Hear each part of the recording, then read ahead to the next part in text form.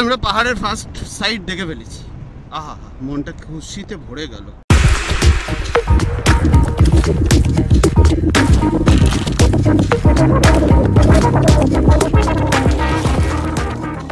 Good morning guys. सो अभी हम लोग है सिलीगुड़ी के रूम में और टाइम हुआ है अबाउट, एक सेकेंड ना, रूम का हाल तो मैंने, टाइम हुआ है इट इज़ अबाउट 8-9। तो आज का डेस्टिनेशन है कोलाखाम। So Kollakham is a very offbeat place in North Bengal. So the ride is going to be very short, but it is going to be very adventurous at the same time. तो temperature वहाँ पे है अभी around 3 degree, ठीक है ना। तो 3 degree temperature में कल एक्चुअली हुआ क्या कि सिलीगुड़ी हम लोग पहुँचे थे अराउंड 8 बजे। तो एक तगड़ी नींद हुई, ठीक है। और सिलीगुड़ी का रास्ता तो यार मत पूछो।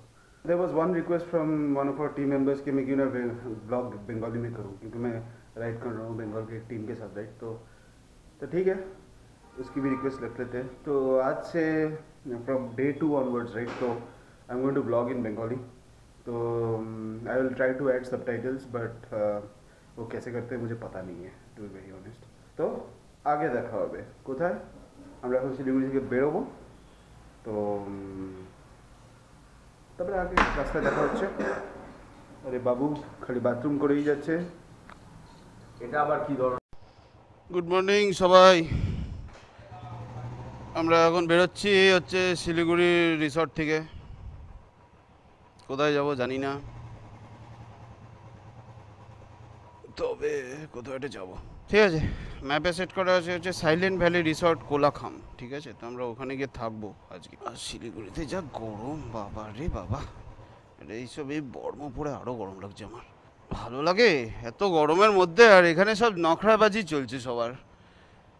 দীপায়ন একটা কিছু করতে চাইছে, পারছে না করতে। আচ্ছা, ও গাড়ি প্যাক করছে, হচ্ছে প্যাকিং এক্সপার্ট আমাদের আনন্দ দাদা। চলো, আনন্দ দাদা হচ্ছে সবুজ ম্যান। সবুজ বলতে কিন্তু আবার পলিটিক্যাল রঙগুলিও না।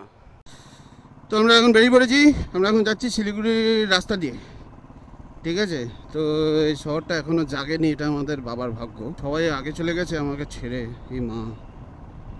আচ্ছা, তো শিলিগুড়ি এটা হচ্ছে হিল কাট রোড, ঠিক আছে। তো এখানে এখন রাজ্যের কাজ হচ্ছে কেন জানি না, সব প্যাচ ওয়ার্ক করে রেখে দিয়েছে রাস্তায়।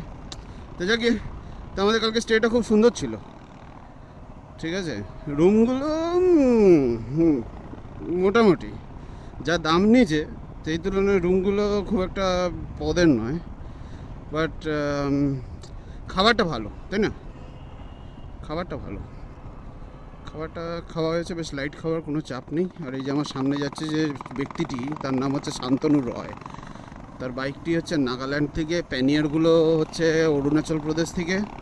তো এইরকম টাইপের একটা কিছু সেট আপ সে বানিয়েছে, কমপ্লিকেটেড ব্যাপার স্যাপার আছে। আর তখন সব এখন এম হচ্ছে পাহাড়ে উঠে যাবো আজকে। তো বেশ মনটা ফুটফুট ফুটফুট করছে, পাহাড় করছিল অনেক দিন ধরে। এখন কোন রুটটা নেব বললো, তো সেবক রুট দিয়ে যাবো। তো বেসিক্যালি আমাদের প্ল্যান যেটা হচ্ছে সেবক হয়ে গরুবাথান হয়ে, মানে বেসিক্যালি সেবক, ডামডিম, গরুবাথান হয়ে আমরা উঠে যাবো কোলাখাম। তাই তো এখন আমরা দেখি, আর এখানে শিলিগুড়িতে বিশেষ বক্তব্য কিছু নেই। সেবক রোডে উঠে বা পাহাড়ের যখন ফার্স্ট একটা ভিউ পাবো, তখন থেকে আবার রেকর্ড করা শুরু করবো।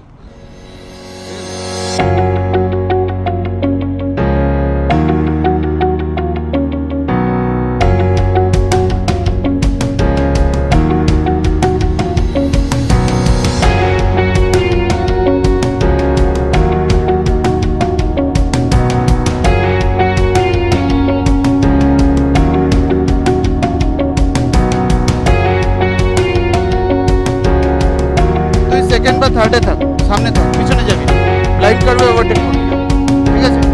আর একদম সিঙ্গেল লাইন একটা ফরমেশন করেছে, ঠিক আছে।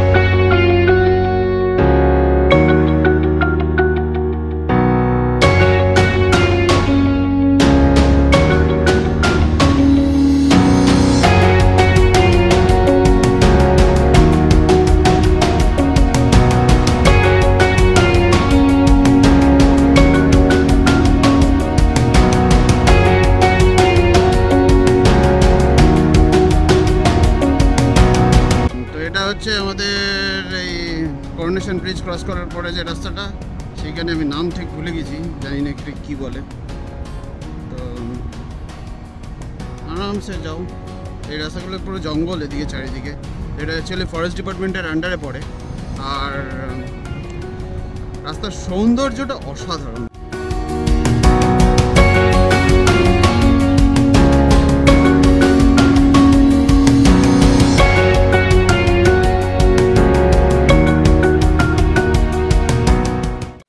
তো এটা হচ্ছে ঋষি রোড। সো এই চা বাগানগুলো দিস আর অল লাইক কি বলবো,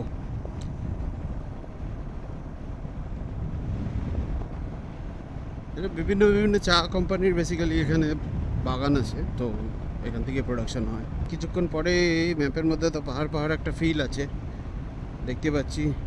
এই যে আমাদের সামনে দুইজন যে রাইডার, একজন এই ছেলেটির নাম হচ্ছে শান্তনু রয় চৌধুরী, আর সামনে যিনি যাচ্ছেন সে হচ্ছে আনন্দ রয়। সো দুজন মিলে এরকমভাবে চালাচ্ছে, খুব ভালো। তো আমরা তো জোরে বাইক চালানোর জন্য এখানে আসিনি, আমরা আস্তে করে যাবো, তোমাদের সাথে কথা বলবো, এটাই তো লাইফ। এত তাড়াহুড়ো নেই জীবনে, জীবনটা বড় তাড়ায় ভরে গেছে। হ্যাঁ, এবার এখন যদি আমি ঘুরতে এসেও তাড়াহুড়ো করি, তাহলে আর নর্মাল জীবনের মধ্যে থেকে বেরিয়ে আসা কী হলো, তাই না?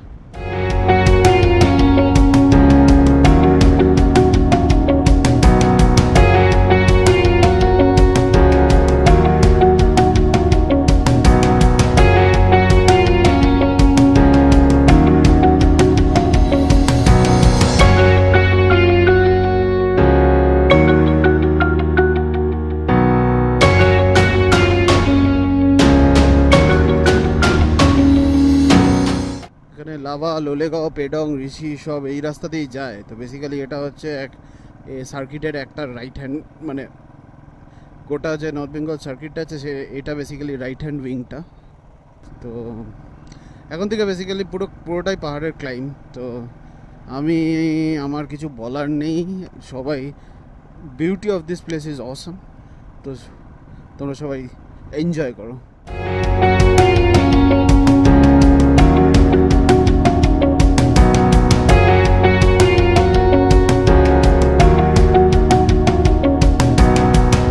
আমরা বেসিক্যালি চলেছি এখান থেকে, লাভা হচ্ছে 20 কিলোমিটার দূরে। তো কি সুন্দর পাহাড়ি জায়গা, আর তার সাথে বেসিক্যালি রয়্যাল এনফিল্ড আর তার থাম্প, উফ কি মানে ডেডলি কম্বিনেশন বেসিক্যালি, তাই না? আমি জানি না, আমি রয়্যাল এনফিল্ড চালাই, বাকি বাইক চালাইনি বলে হয়তো মনে হচ্ছে, বাট বাকি বাইকদেরও আমি ডিসরেসপেক্ট করি না, কিন্তু আমার সামহাও পাহাড়ের সাথে এটাকে দেখো টিউন করতে পারি খুব। ওয়াও, অফরোড বলা যায় না এটাকে বেসিক্যালি, না না আছে আছে আছে আছে রাস্তা একটু বাজে। ওই বাবা, এখানে প্যাচেস অফ রাস্তা যেখানে বেসিক্যালি ধস ফস নেমে গেছে না, ল্যান্ডস্লাইড হয়ে গেছে, ওই জায়গাগুলোতে তোমার ওখানে একটু খারাপ, ওই এই ইন্টারসেকশনগুলো। বাকি কোনো জায়গাতে রাস্তা কিন্তু যথেষ্ট ভালো মেনটেন করা, আপাতত তাই দেখছি। এই রাস্তাতে এমনি গাড়ি একটু কম চলে, তো এটা এক্স্যাক্ট ট্যুরিস্ট মানে রুট নয়। তো একটু অফবিট প্লেসে চুজ করাটা, বাইকার যেহেতু রক্ত গরম, রক্তে একটু অফবিট লেখা আছে আমাদের, এই হচ্ছে প্রবলেম। এনজয় করো তোমরা বিউটি, আগে আবার কথা বলবো।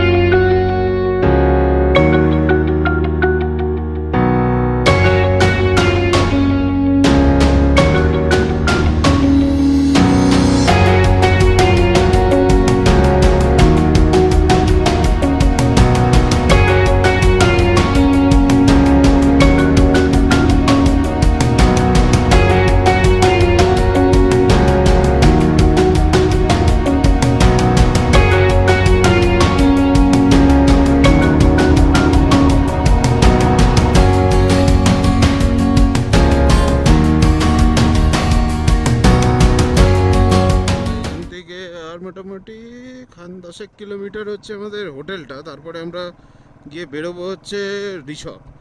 তো ঋষভ হচ্ছে কমপ্লিট একটা অফ রোডিংয়ের একটা জায়গা, যেখানে মোস্টলি আমি জানি না আমি আমার বাইকটা নিয়ে যাবো কিনা।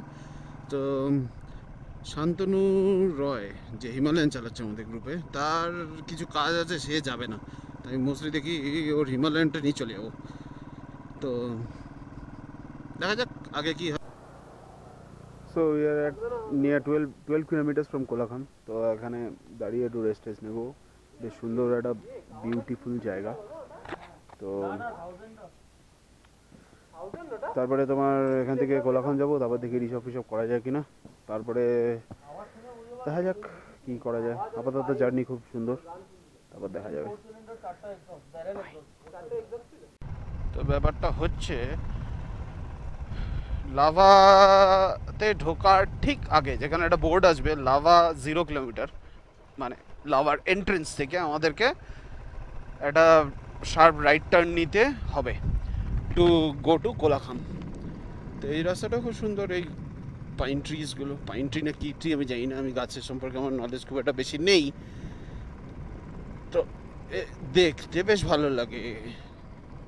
এইখানে তোমাকে বেসিক্যালি যেটা করতে হবে, যাদেরকে আমি বলবো যারা এখানে আসতে যাও, ক্লাইম্বগুলো প্রচণ্ড স্টিপ আর ডাউনহিলগুলো হচ্ছে ও সেরকমই আর কি। তো যেটা করতে হবে সেটা হচ্ছে ইঞ্জিন ব্রেকিংটা খুব এফেক্টিভলি ইউজ করতে হবে এখানে, নাহলে ক্লাচ প্লেট জড়ে যাবে, ব্রেকও চলে যাওয়ার 100% চান্স।